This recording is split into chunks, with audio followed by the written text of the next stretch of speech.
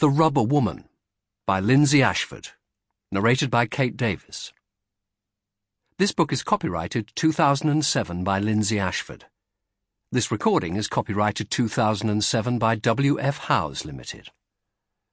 And now, The Rubber Woman. Chapter 1. Megan Reese was getting ready for a night in Cardiff's red light district. She dressed carefully. She mustn't give the wrong signals.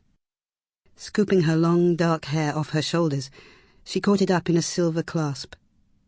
After a hot day in the city, her eye makeup was smudged. She stared at her face in the mirror, seeing it as the punters might see it. Did the kohl eyeliner make her look too tarty?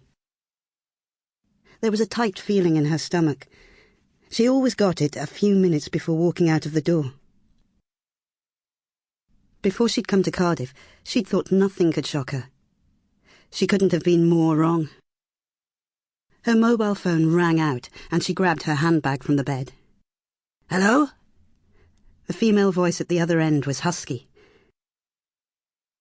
Pauline Barrow had been smoking 200 cigarettes a week for the past 30 years.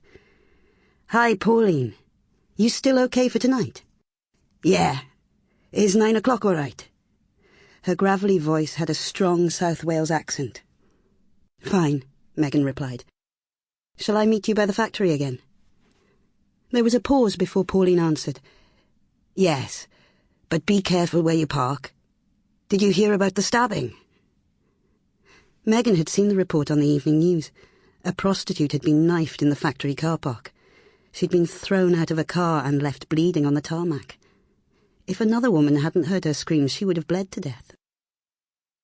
Since the crackdown on the vice trade, things had become much worse for women who sold sex. There was an election coming, and the government wanted votes. "Make our streets safe" was the slogan on the posters. But the problem wasn't going to go away.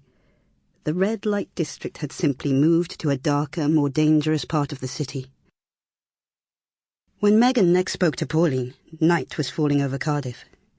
The last rays of the setting sun were blocked out by the huge factories on the industrial estate. Long shadows fell across the car park where they had agreed to meet. It was deathly silent now that the factory was closed for the night. Megan glanced around her. Suddenly she caught sight of a figure bending over the boot of a car. It was the shape of the head that told her it was Pauline. Her hair, which was dyed a wild shade of red, was gelled and sprayed into a spiky... Sample complete. Ready to continue?